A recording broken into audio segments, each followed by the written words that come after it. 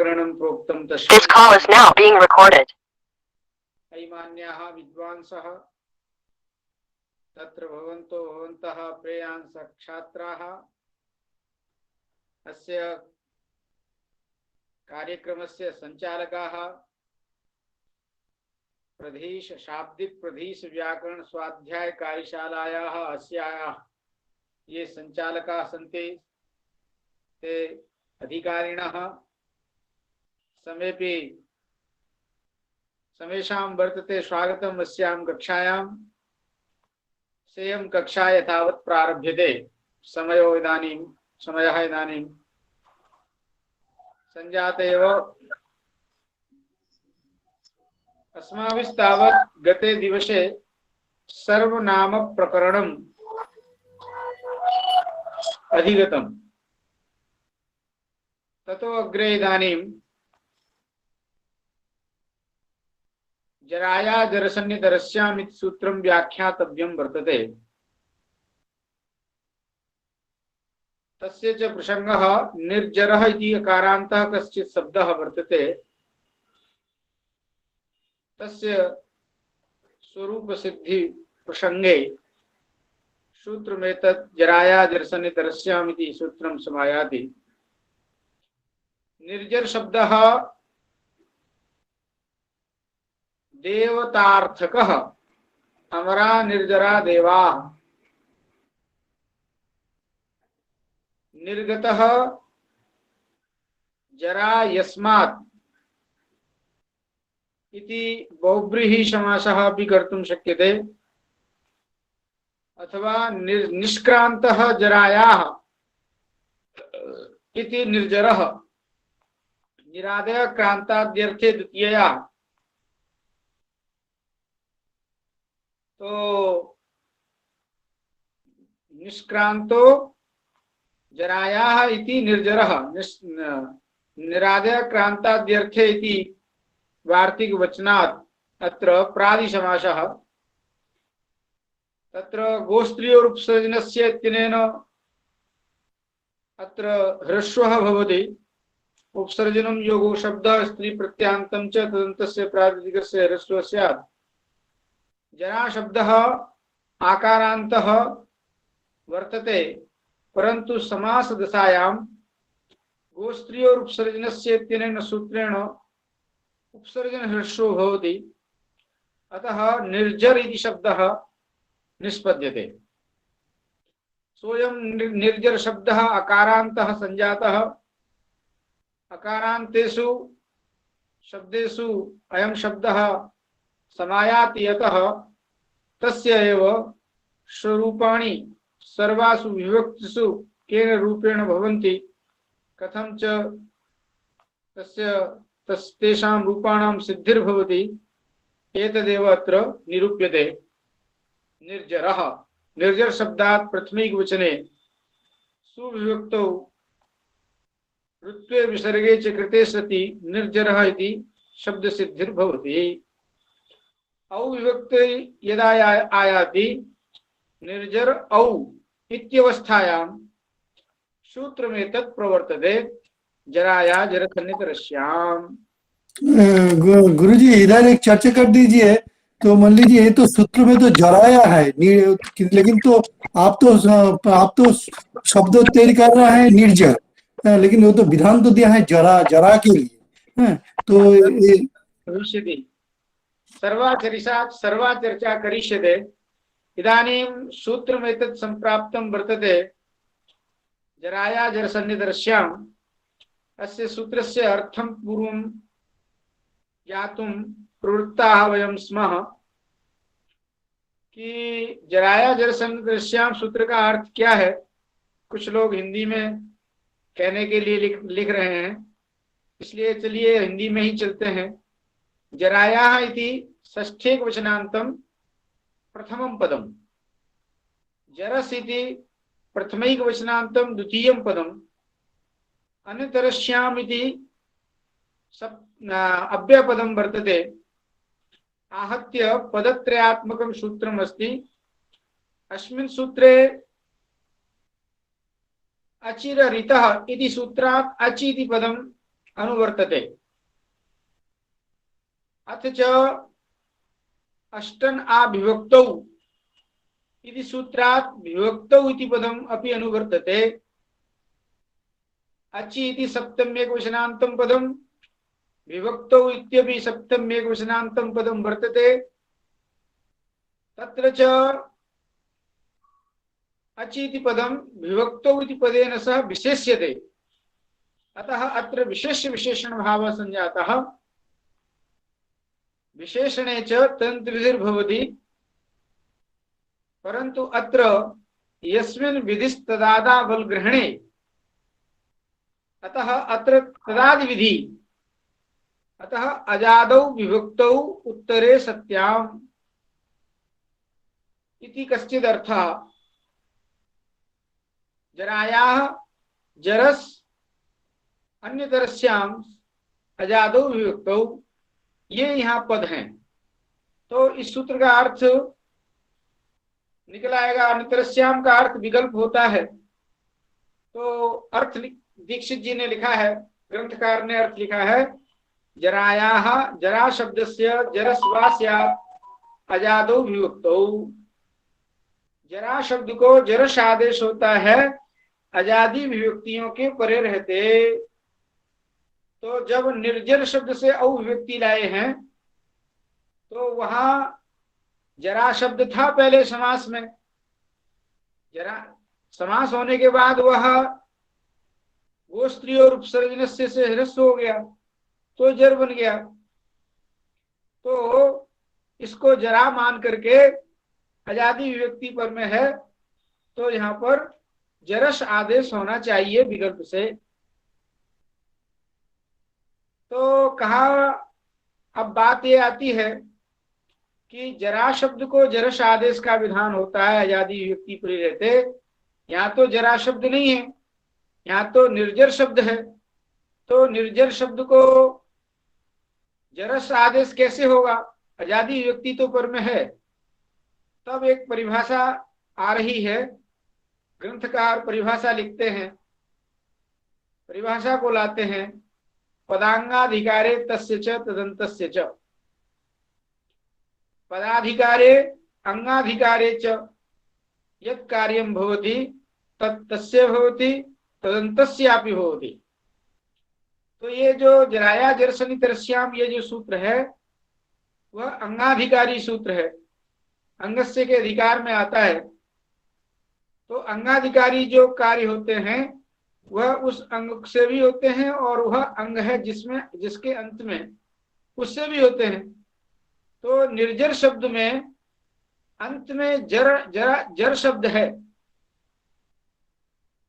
तो यहाँ पर जर को मान करके यह जराया जरसनि तरस्याम सूत्र प्रवृत्त हो रहा है। निर्जर शब्द में जरा शब्द तो था ही, गोस्त्री और उपसर्जन से केवल रस्व ही तो हुआ है। तो उसको जरा शब्द जिसके अंत में है, माने जरा को जरस आदेश होता है और जरांत जरा शब्द है अंत में जिसके, ऐसे उस निर्जर शब्द को भी जरस आदेश अजादी विभक्ति पर रहते विकल्प से होता है। यह अर्थ हम पदांगाधिकारे तस्य च तदन्तस्य च इस परिभाषा के बल पर इस सूत्र का कर लेते हैं। अब जब जरस आदेश हो तो जरस आदेश तो अनेकाल है, तो संपूर्ण के स्थान में होना चाहिए। अनेकाल सर्वस्य परिभाषा सूत्र है, उस परिभाषा के द्वारा संपूर्ण के स्थान पर माने जरा शब्द को भी जरस आदेश होता है और जरा शब्द है अंत में जिसके, ऐसा जो निर्जर शब्द है इसको भी जरस आदेश हो जाएगा। तो संपूर्ण निर्जर शब्द के स्थान पर जरस आदेश होना चाहिए। हमारे पास परिभाषा सूत्र है अनेकाल सर्वस्य। तो अब इस परिभाषा के द्वारा संपूर्ण निर्जर शब्द को क्या जरस आदेश होगा, तब कहा कि नहीं होगा। क्यों नहीं होगा? तो दूसरी परिभाषा एक और आती है, निर्दिश्यमानस्य आदेशा भवन्ति।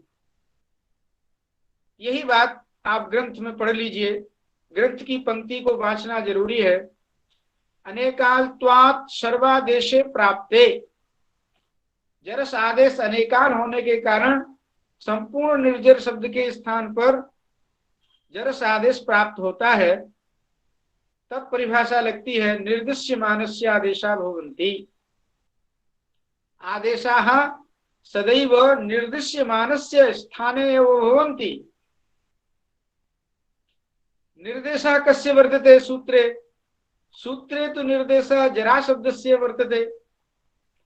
अतः जरा शब्दस्य एव जरस आदेशः भविष्यति। यद्यपि अनेकाल्त्वात् यह जरस आदेश संपूर्ण निर्जर शब्द को होना चाहिए था, पर निर्दिश्यमानस्य आदेशा भवन्ति, और निर्दिश्यमान जो शब्द स्वरूप है वह तो जरा शब्द है।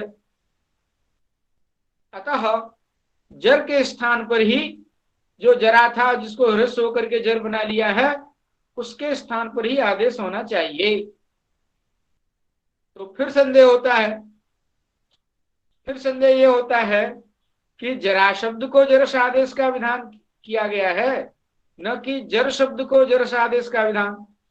निर्जर शब्द में तो जर शब्द है, जरा शब्द तो है ही नहीं।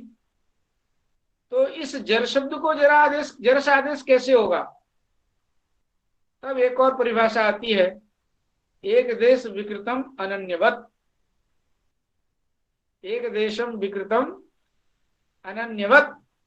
एक देश के विकृत हो जाने पर वह अन्यवत नहीं होता है। क्या मतलब? इसका अर्थ यह है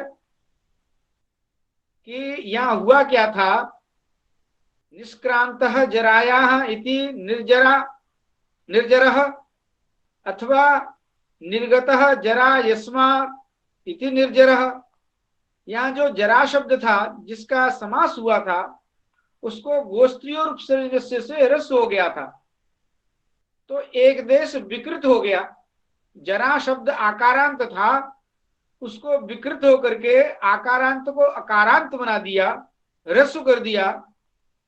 तो यह विकृत हो जाने पर एक देश विकृतम, एक देश, देश माने अवयव, एक अवयव के विकृत हो जाने पर संपूर्ण शब्द तो जरा शब्द है, उसका एक अवयव है आ, उस आ को विकृत कर देंगे, अ बना देंगे, तो एक देशम विकृतम, एक देश विकृत होने पर न अन्यवत अर्थात अनन्यवत, एक देश के विकृत होने पर भी वह जरा शब्द ही माना जाएगा, वह अन्य की तरह नहीं माना जाएगा।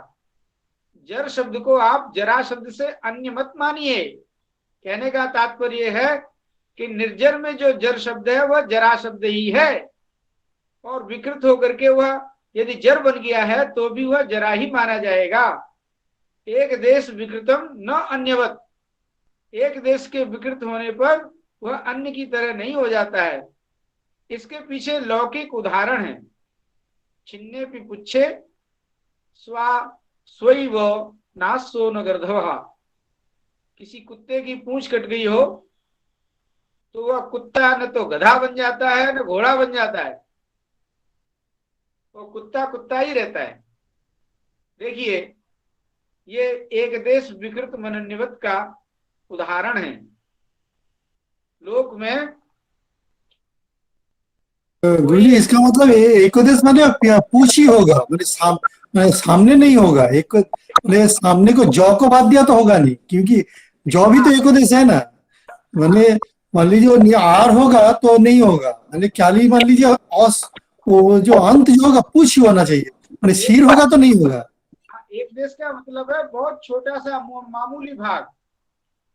यदि हमारे शरीर का कोई एक अंगुली इत्यादि कट जाएगी तो हम बदल नहीं जाएंगे, चेंज नहीं हो जाएंगे, हम वही रहेंगे।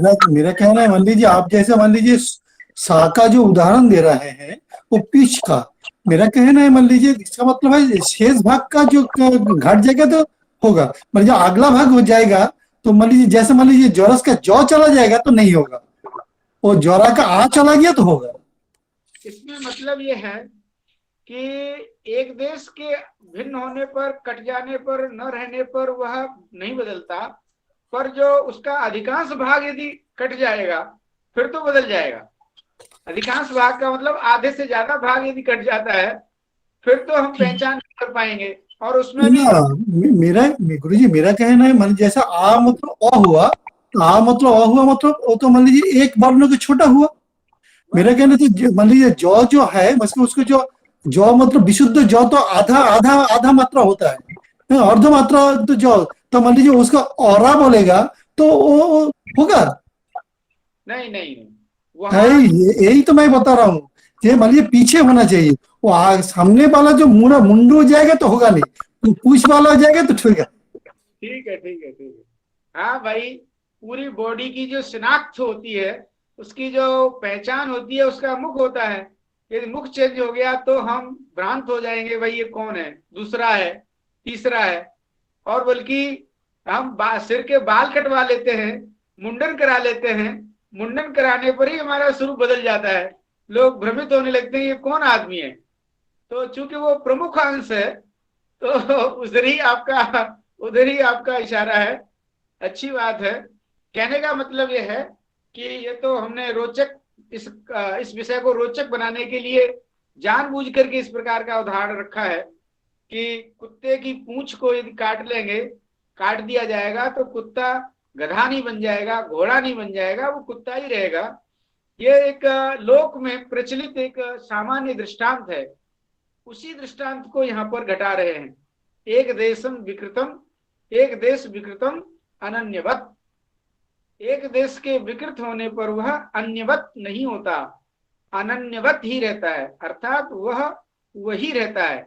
तो जरा शब्द में आ को यदि ह्रस्व होकर के अ हो गया, गोस्त्री और उपसर्जनस्य सूत्र के द्वारा ह्रस्व करके आपने उसको अ बना लिया तो निर्जर शब्द बन गया। तो इस निर्जर शब्द को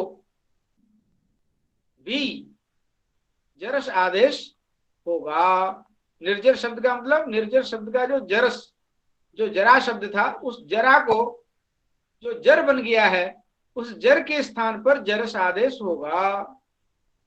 ये बात सामने आ गई। आजादी विभक्ति पर में होना चाहिए, तो विकल्प से वहां जरस आदेश होता है। अब हम निर्जर शब्द से औ विभक्ति ला चुके हैं, निर्जर औ बन चुका है।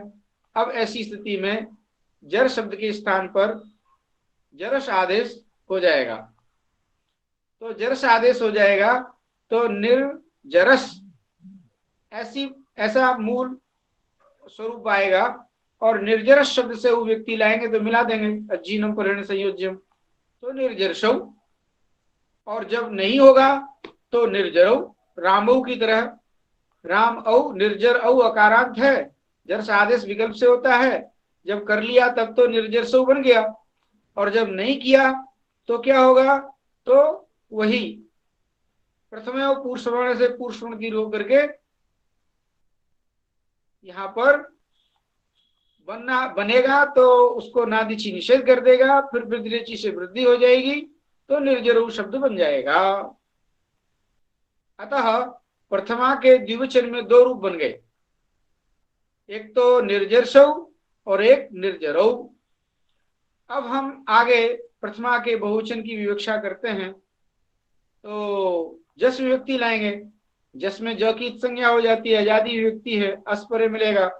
यहाँ पर भी जरस आदेश विकल्प से होगा, तो निर्जरस अस मिला देंगे, निर्जर सस, स को रुतिसर्ग हो जाएगा, निर्जर सह।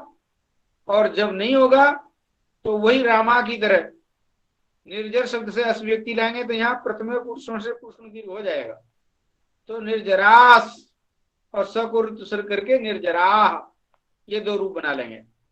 ऐसे ही अम विभक्ति में निर्जरसम और निर्जरम, कहीं पूर्व से पूर्व रूप हो जाएगा, निर्जरसौ, निर्जरौ, और निर्जरसह और निर्जरान, रामान की तरह। ऐसे ही टा विभक्ति लाएंगे तो निर्जरसा, निर्जरस शब्द से, निर्जर शब्द से टा विभक्ति लाएंगे, आजादी विभक्ति है, तो यहाँ पर जरस आदेश हो जाएगा, तो निर्जरसा। और जरस आदेश नहीं होगा तो निर्जरेण, रामायण की तरह।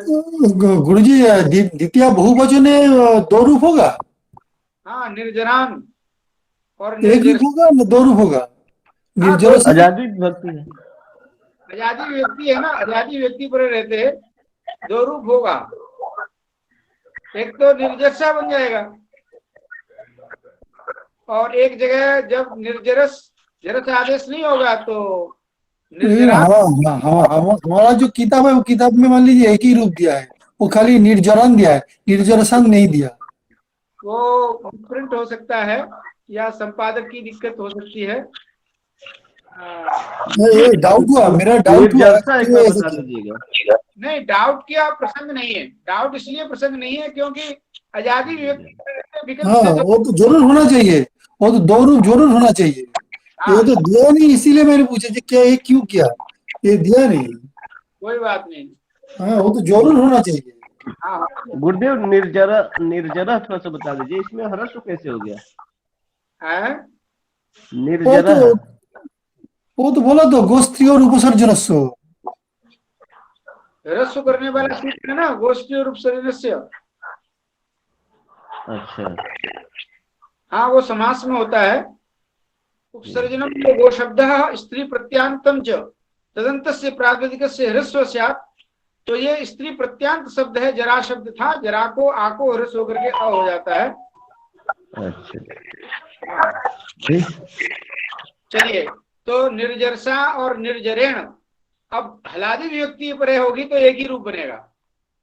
तो निर्जराभ्याम निर्जरैः, रामाभ्याम रामैः की तरह। चतुर्थी के एक वचन में निर्जर से और निर्जराय, निर्जराभ्याम निर्जरेभ्यः बहुवचने जल्ले। और पंचमी के एक वचन में निर्जरसः और निर्जरात्, निर्जराभ्याम निर्जरेभ्यः। षष्ठी के एक वचन में निर्जरसः और निर्जरस्य, निर्जरसोः निर्जरयोः, निर्जरसाम और निर्जराणाम। सप्तमी के एक वचन में निर्जरसी और निर्जरे, निर्जरयोः निर्जरसोः और निर्जरेषु। हे निर्जरः, हे निर्जरसौ, हे निर्जरौ, हे निर्जरसः, हे निर्जरा। ठीक है, इस तरह से आपने निर्जर शब्द के रूप समझ लिए। अब इस पर कथा प्रारंभ होगी। अब यहाँ पर काशिका वृत्ति जो है उसकी धज्जियां उड़ा दी जाएंगी। काशिका वृत्तिकार ने इस पर जो कुछ कहा है वो भाष्य विरुद्ध क्यों है। काशिका वृत्ति की जो रूप सिद्धि की प्रक्रिया है वो अत्यंत प्राचीन होते हुए भी भाष्य को दृष्टिगत रख करके नहीं किया गया है। सिद्धांत कौमुदी की जो प्रक्रिया है वह भाष्य के अनुसार चलती है, मुनित्रयम् नमस्कृत्य। अतः थोड़ा अब यहाँ पर काशिका वृत्ति से महाभाष्य का विरोध कैसे है, इन बातों पर अब चर्चा होगी इस निर्जर शब्द को लेकर के। फिलहाल आप निर्जर शब्द के रूप अच्छी तरह से समझ लीजिए, हमने आपको बता दिए हैं। फिर एक बार मैं सुना देता हूं। हम लोग तो वैयाकरण है, हमें शब्दों के रूप याद करने की जरूरत नहीं होती है, हम तो सिद्धांतों को नियमों को याद करते हैं। रूप तो अपने आप कंठ में बैठे हुए हैं। अब मैं रूप चला देता हूं एक बार, फिर सुन लीजिए। निर्जरः निर्जरसौ निर्जरौ, निर्जरसः निर्जराः, निर्जरसम निर्जरम, निर्जरसौ निर्जरौ, निर्जरसः निर्जरान्, निर्जरसा निर्जरेण, निर्जराभ्याम निर्जरैः, निर्जरसे निर्जराय, निर्जराभ्याम निर्जरेभ्यः, निर्जरसात् निर्जरात् और निर्जरसः। पंचमी के एक वचन में निर्जरसः निर्जरात्, निर्जराभ्याम निर्जरेभ्यः, निर्जरसः निर्जरस्य, निर्जरसो निर्जरयोः, निर्जरसाम निर्जराणाम, निर्जरसी निर्जरे, निर्जरसो निर्जरो निर्जरयोः और निर्जरेषु। हे निर्जरः, हे निर्जर, हे निर्जर, हे निर्जरसौ, हे निर्जरौ, हे निर्जरसः, हे निर्जराः। निर्जर शब्द का अर्थ है अमरा देवता निर्जरा। तो आपने यहाँ ये रूप समझ लिए, सिद्धांत कौमुदी के अनुसार ये रूप निर्जर शब्द के बनते हैं। अब यहाँ पर हम काशिका वृत्ति की बातों को लाते हैं। अत्र वृत्ति कृता तु, ऐसा लिखते हैं दीक्षित जी ने, सिद्धांत कौमुदी में लिखा है। तू शब्द का प्रयोग करके थोड़ा सा उसमें अरुचि व्यक्त की है कि वृत्तिकार ने जो लिखा है वो ठीक नहीं लिखा है। काशिका वृत्ति में जो रूप सिद्धि मिलती है वह ठीक नहीं है। उसी बात को यहाँ पर दीक्षित जी लिख रहे हैं।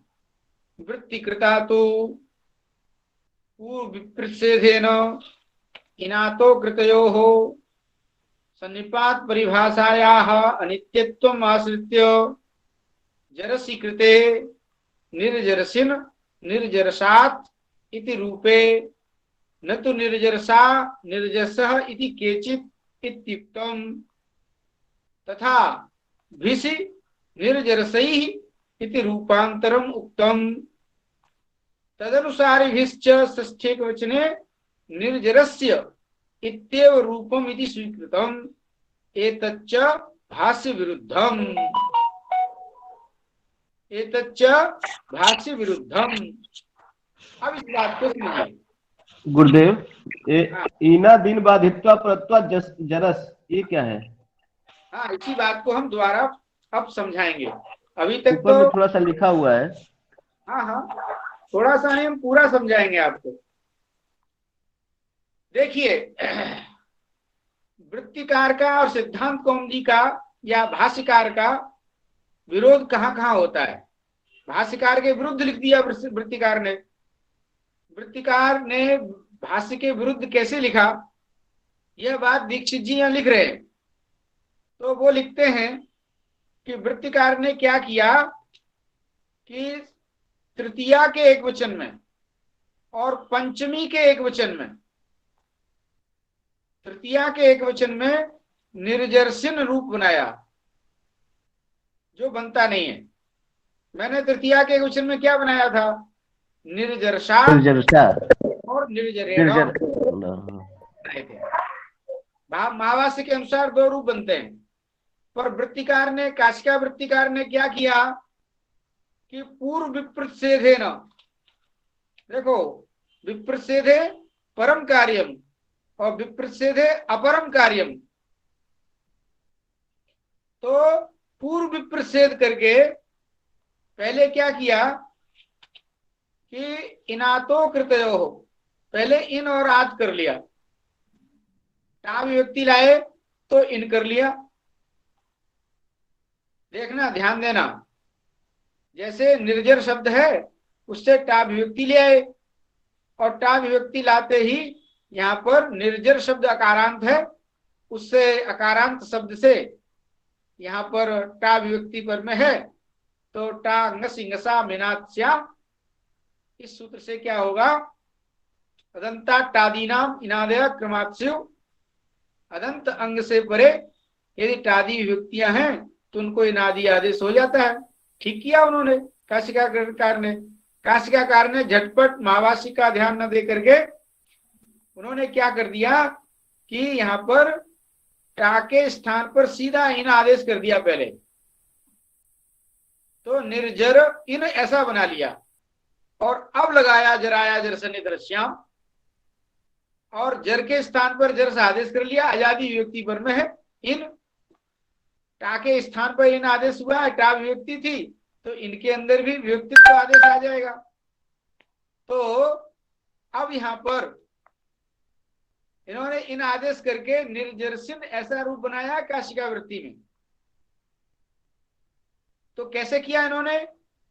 तो कहा पूर्व विप्रच्छेदेन इनातो कृतयो, जैसे ही निर्जर शब्द से टा विभक्ति आई वैसे ही वहां पर जराया जरसन्नि तरस्याम सूत्र जरा शब्द के स्थान पर जरस आदेश करने को तैयार बैठा है और टांगसिंगसाम नाथ्या सूत्र इन आदेश करने को बैठा है। तो इन्होंने विप्रच्छेदे अपरम कार्यम कर दिया कि भाई विप्रच्छेद हो रहा है, तुल्य बल विरोध हो रहा है।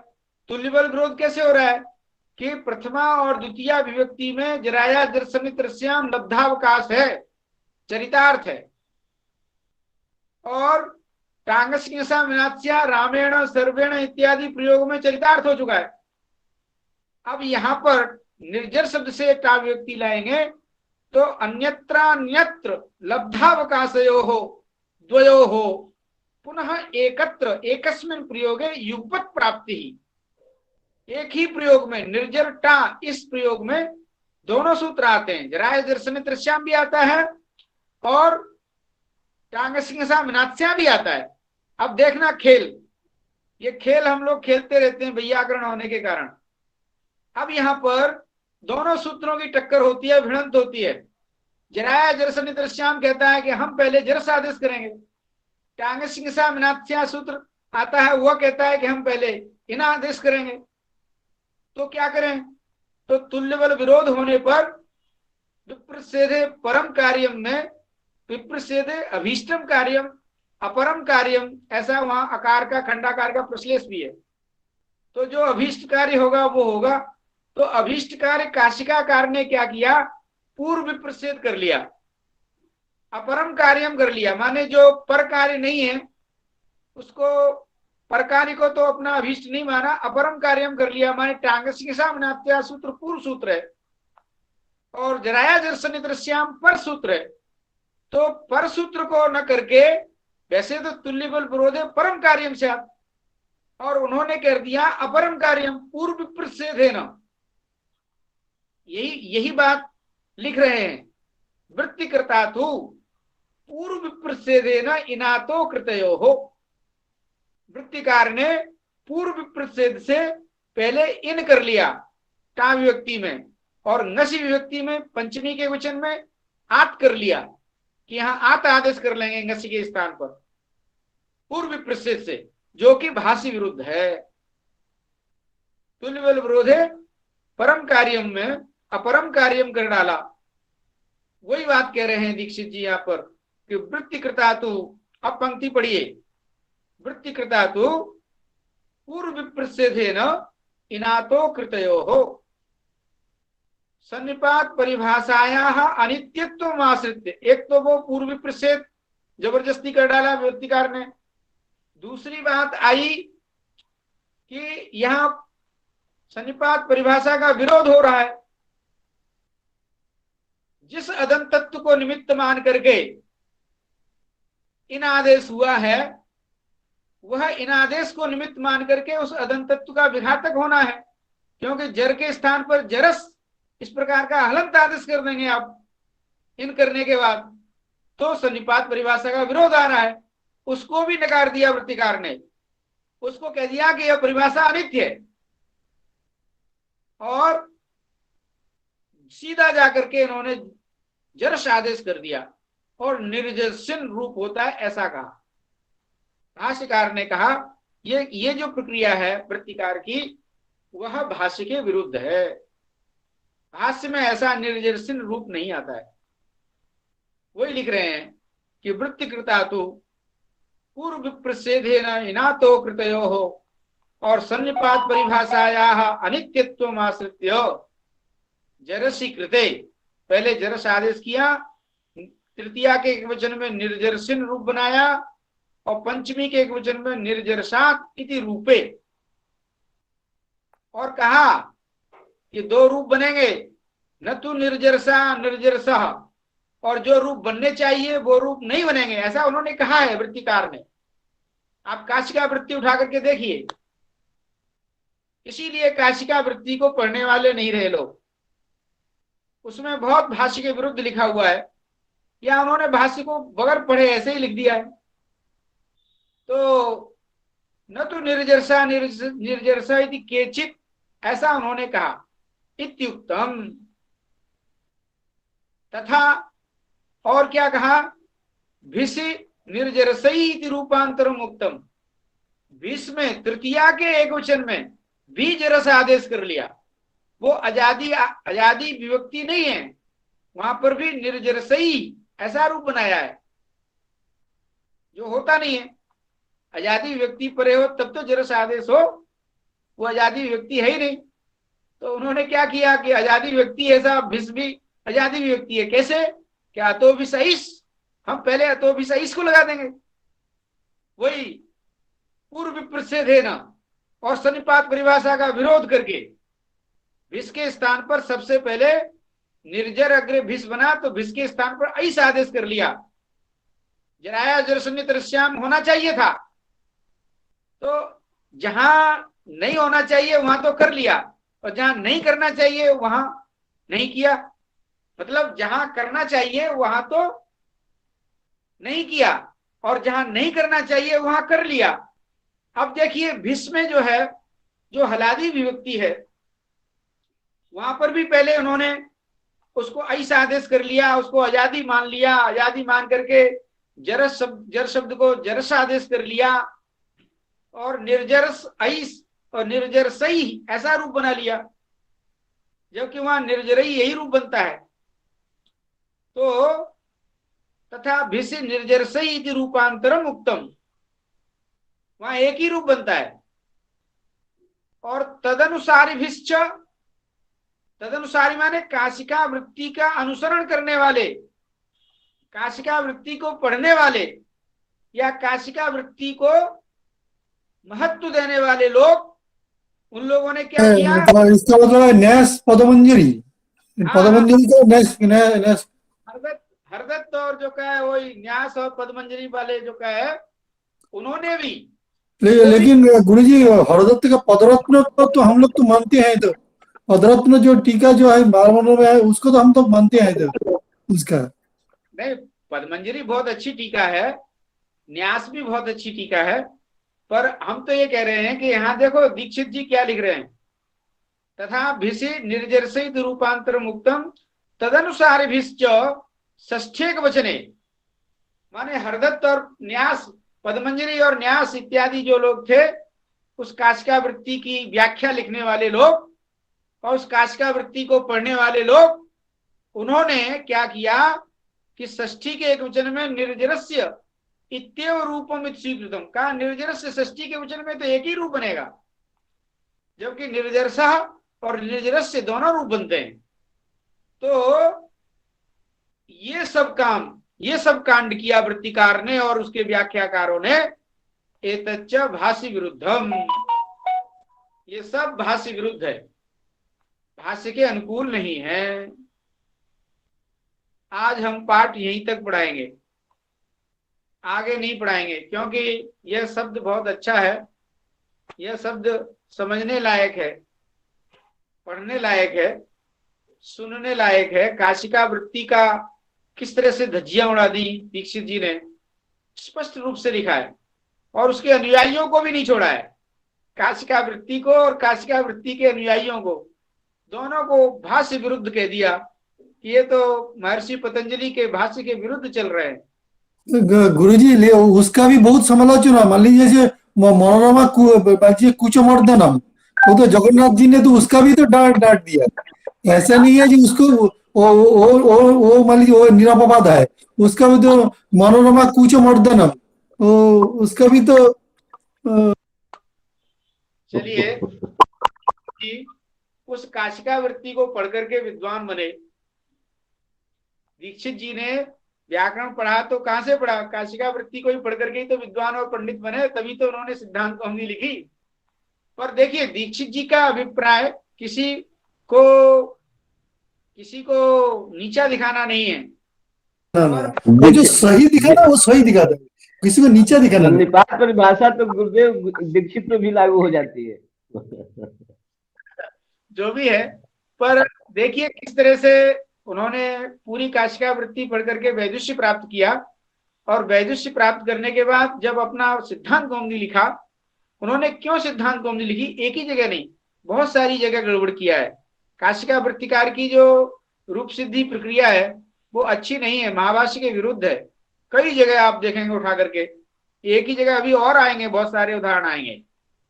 तो यही नहीं, अन्यत्र भी आप देखिए, काशिका वृत्ति को पढ़ने वाले विद्यार्थी विद्वान तो बनते हैं, पर उनकी रूप सिद्धि की प्रक्रिया कुछ ऐसी ही रहती है, वो ढंग से अच्छी तरह से रूप सिद्धि कर नहीं पाते हैं। खैर, अब हम यहाँ ये नहीं कहेंगे, हम तो हमारे सामने तो दोनों परंपराएं हैं, हमारे तो दोनों ही आचार्य हैं। काशिका वृत्तिकार ने भी बहुत काम किया, बहुत अच्छा काम किया है।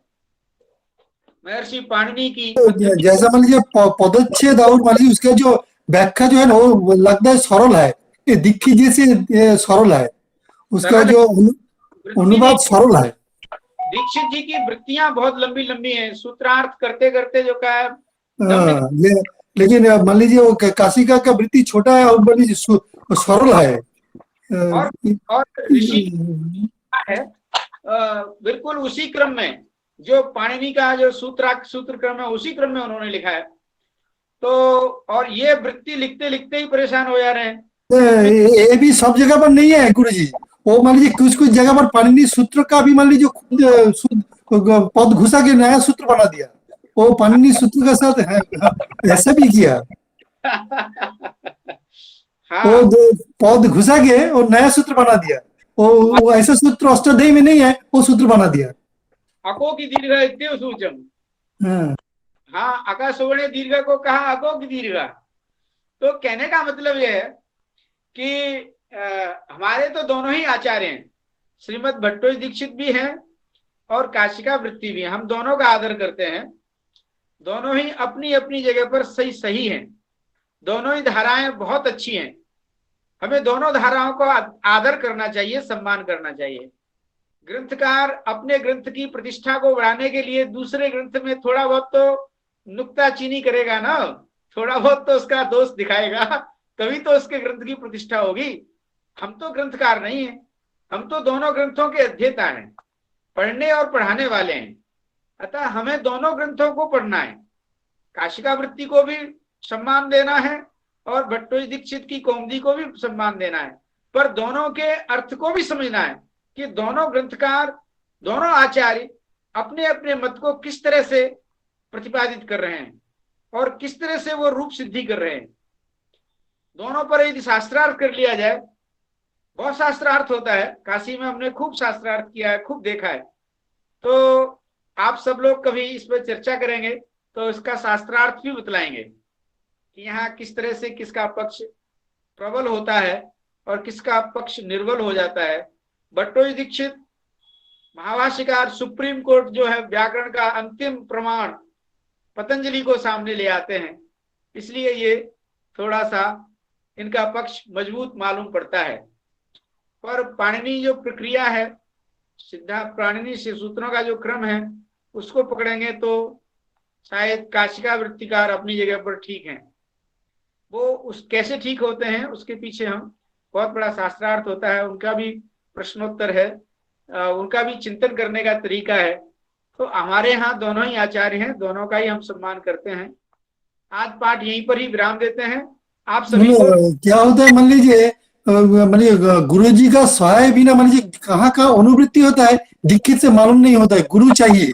लेकिन काशिका पढ़ने से मान लीजिए सीधा ही आपका मालूम हो जाएगा कि कहाँ से अनुवृत्ति आता है। इधर तो मान लीजिए मालूम नहीं होता कि गुरु सहायता नहीं करेगा तो कहाँ अनुवृत्ति है, कहाँ आता है, कहाँ से वो खुद मालूम नहीं पड़ेगा। लेकिन काशिका वृत्ति पढ़ने से वो तो, क्योंकि वो तो क्रम से आया ना, उसके लिए ये है। ये मेरा ख्याल में लगा कि मैंने जब पढ़ा है तो मेरा ऐसा ही लगा है। नहीं, ठीक कह रहे हैं आप, बढ़िया है। बहुत अच्छी बात है। आप सभी को नमस्कार, ये कक्षा ही समाप्त करते हैं। आप कोई प्रश्न है तो कर लीजिए, कोई और कुछ पूछना चाहे तो कर सकते हैं, चर्चा कर सकते हैं। सर्वेभ्यो नमो नमः। गुरु जी मेरा लगता है मैं आज से 40 साल पहले चला गया। हाँ हाँ, कोई बात मैं पूरा यंग हो गया। नहीं, ये तो मनोविनोद है। हमने भी कौमुदी कम पढ़ाई, ज्यादातर शेखर और मनोरमा और परिभाषण शेखर ऊपर वाले ग्रंथी पढ़ाते रहे। लगता है आज से 40 साल पहले चला गया मैंने। और सिद्धांत मैं छोटा हो गया। आप सब लोगों का ये स्नेह देख करके हम सिद्धांत कौमुदी पढ़ाने के लिए डटे हुए हैं। आप भी डटे रहिए और हम काम करेंगे। जय हो। सर्वेभ्यो नमो नमः। ठीक है गुरुदेव, प्रणाम। हाँ, प्रणाम प्रणाम। प्रणाम गुरु जी। जय हो जय हो। प्रणाम गुरु जी। स्वस्ति।